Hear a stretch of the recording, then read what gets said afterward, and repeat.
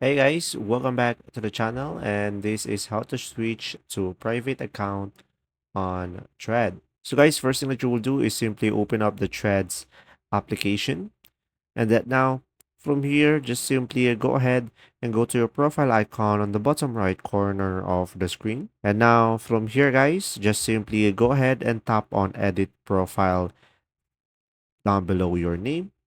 And after that, you should be able to see here at the very bottom private profile. So just simply toggle this on and make sure to go to the top right corner of the screen and tap on done.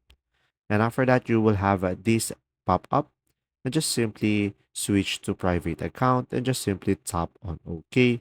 And as you can see, only approved followers will be able to see and interact with your content. Also, just simply tap on OK and there you go.